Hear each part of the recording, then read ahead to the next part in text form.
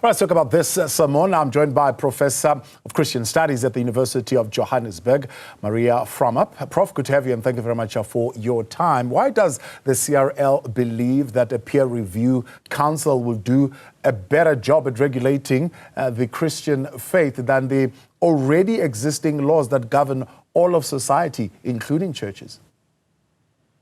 So one of the critical challenges that any religion has is, according to what standard are you going to measure that religion, whether it's Christianity or Judaism or any other religion.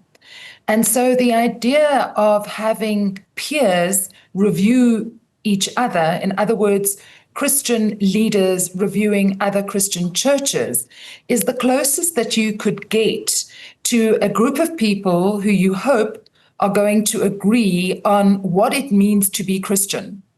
According to what theology are we going to judge the practices of other people?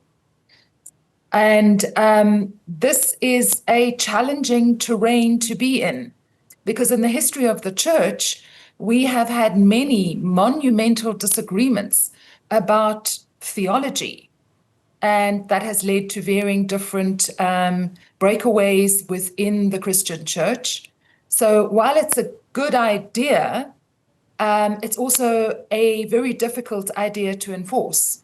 Yeah, I mean, because as much as we understand, of course, challenges within the sector, which body would hold the whole knowledge of religious practice to say, well, we can regulate other than play an advisory role? Exactly. So if we take something that is not on the table for review, and we look at the Eucharist, so the wine and the bread that some Christians believe becomes the actual body and blood of Christ when a priest prays over it, and other Christians believe when the priest prays over it, it remains a symbolic representation of the body and blood,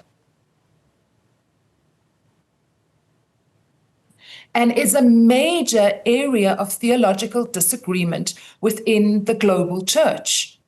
The World Council of Churches has tried in numerous different ways to try and create broad parameters of what is considered a Christian organization. Now, one of the problems we have in our country is that many of the churches that are the most popular at the moment are churches that more traditional churches would not see as following correct theology. And this is incredibly difficult because these churches are meeting a need amongst people, but by other churches, their behavior is seen as unorthodox. Why, therefore, is the CRL keen on coming up with its own code of conduct? I mean, it seems, of course, there are other faith communities that are in support of that, while there are others that are not. And so how would that then work in practice, where you've got a body of Christians who don't subscribe to that code of conduct and another body that does?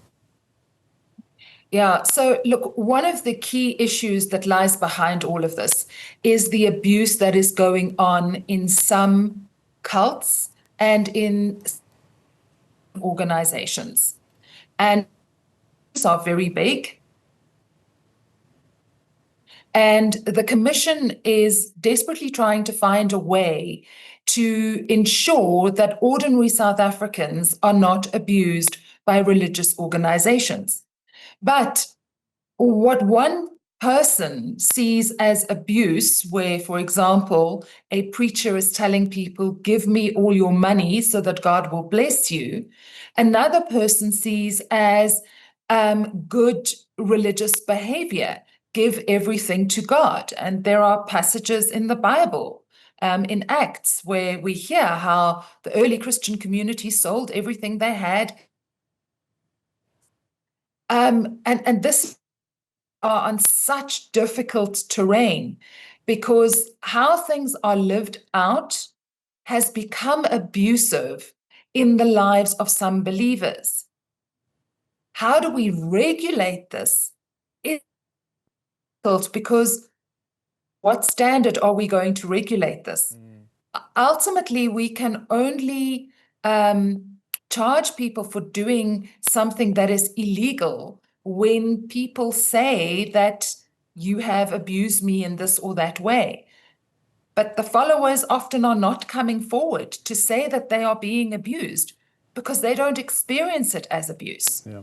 Why then, Prof, do you think that even with the abuse, and I suppose many within the Christian faith would agree that there are instances of abuse, even those who are against this setting up of this Section 22 committee agree that there were instances that they name, and those people would have been arrested via the normal laws of the country. Yet, within the Christian faith, there seems to be this pushback against what they call state-appointed, state-funded, and state-controlled oversight.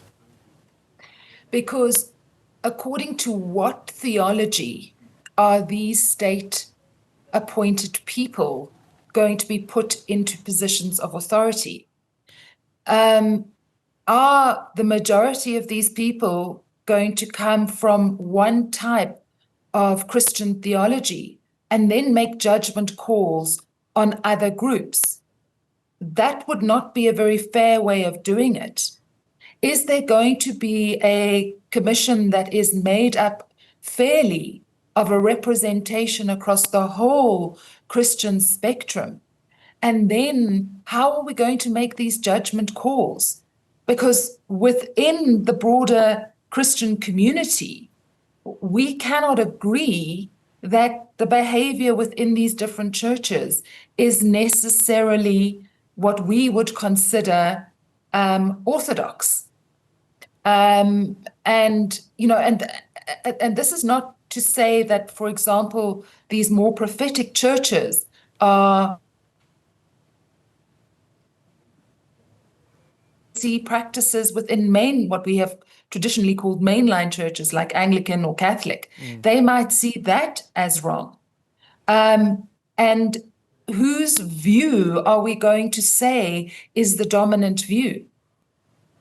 Now, is there such a notion as self-regulation? I mean, can that be achieved within balance in the context of all these challenges that you might have raised?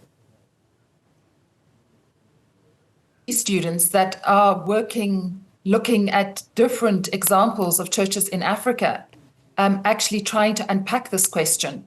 How can churches self-regulate? So when you have a group, let's, for example, say a denomination, within that, there is more chance of regulation within the denomination. But a lot of these abuses are happening with churches that mushroom up, and they have no oversight from anyone else except themselves. And then within these churches, it is often quite difficult to self-regulate, largely because the people who lead these churches are often providing a new interpretation or a new revelation of Scripture, which people find particularly attractive, because up till now they feel that the churches that they've gone to haven't really helped them materially improve their life circumstances. Yeah. So, it is incredibly tricky. And if we're going to say we have freedom of speech, and freedom of religion, which I think are very important aspects of our Constitution, it then becomes very difficult to regulate this freedom of religion. What we can do is say that you have freedom of religion within the confines of the law. And if these churches can prove that they are not abusing the law, then the way things stand at the moment, they should be allowed to continue to practice. Unless, of course, there would be more amendments done to the Constitution, as some are proposing. Prof, we appreciate your time. Thank you very much for coming on. Professor of Christian Studies at the University of Johannesburg, there, Maria Frahm-Arp.